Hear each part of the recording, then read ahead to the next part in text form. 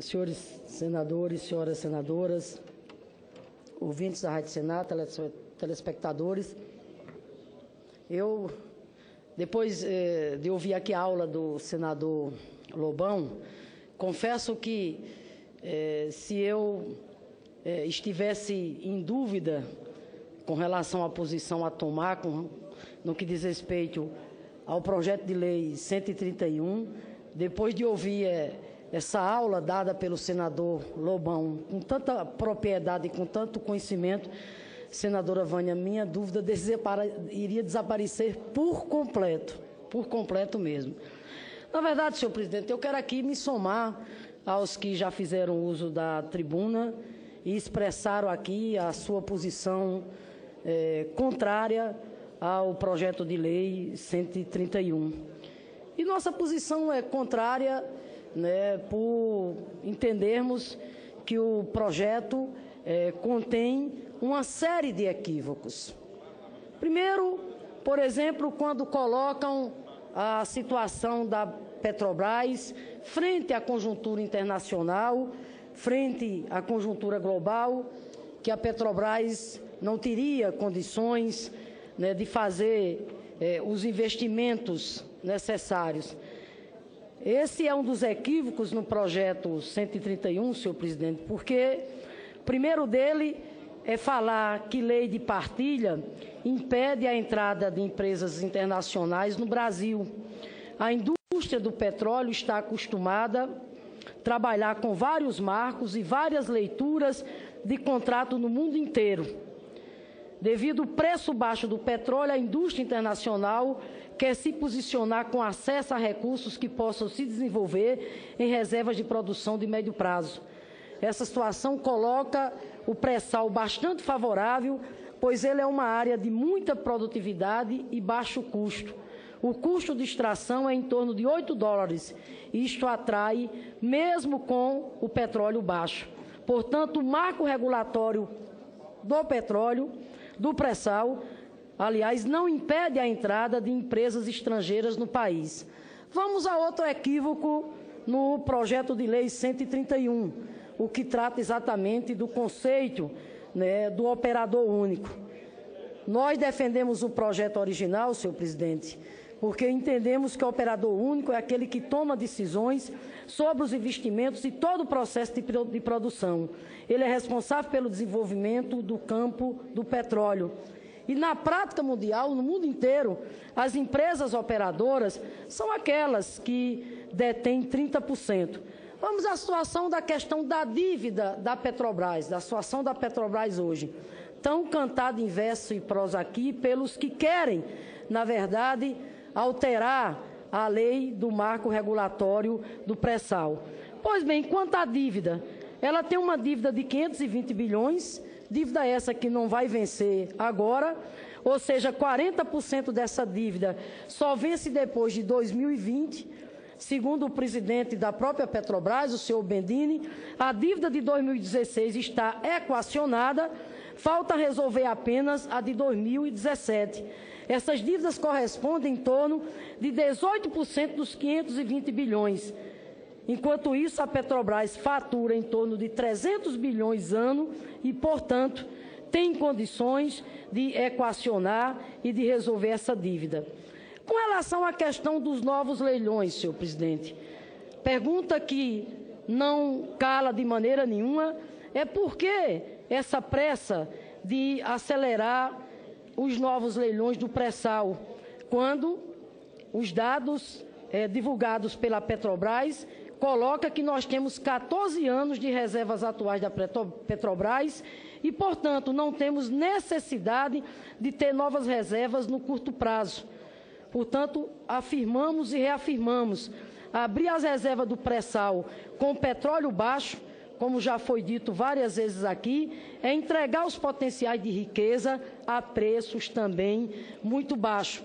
Também existe, senhor presidente, um dispositivo na lei do marco regulatório, artigo 9º, que informa que os novos leilões dependerão da velocidade da indústria brasileira de materiais e de serviços. E sabemos que a indústria passa por um momento complicado. Portanto, esse não é o momento. achamos que abrir novos leilões agora é entregar o pré-sal brasileiro para as empresas internacionais. Se acelerar os leilões, a Petrobras não conseguirá entrar e não será operadora única. Na realidade, eles querem tirar, através do PL 131, a Petrobras da operação. No curto prazo, 2016 e 2017, a Petrobras não tem como entrar nos 30%, entretanto, no período médio e de longo prazo, ela tem todo potencial. Acrescenta ainda, senhor presidente, na posição contrária ao PL 131, quero ainda aqui acrescentar o seguinte argumento: uma empresa que já tem reservas provadas entre 50 e 100 bilhões de barris já comprovados de petróleo no pré-sal, não pode ser apontada financeiramente incapaz, nem mesmo pelo mais capaz dos amigos da Shell, dos amigos das multinacionais. Não faltarão recursos para que a Petrobras continue a investir no pré-sal. O mercado financeiro internacional sabe muito bem que a Petrobras tem expertise, tecnologia e patrimônio para superar as suas dificuldades. Por fim, senhor presidente, quero ainda aqui destacar que nós não podemos permitir, mais uma vez, que um país como o nosso, abençoado por recursos naturais como o Brasil, permita que esses recursos vão embora sem ficar em troca o desenvolvimento. Se alterarmos o atual modelo de partilha, flexibilizando as regras, permitindo que a Petrobras deixe de ser operadora única do pré-sal e diminuindo as exigências para a produção do conteúdo local, nada vai ser revertido no crescimento do nosso país. Se o Brasil abrir a operação às petroleiras estrangeiras, podemos dizer adeus aos royalties do petróleo para as áreas de saúde e educação. No mundo inteiro, em geral, a história dessas petroleiras é uma história de não cumprimento da destinação social das riquezas.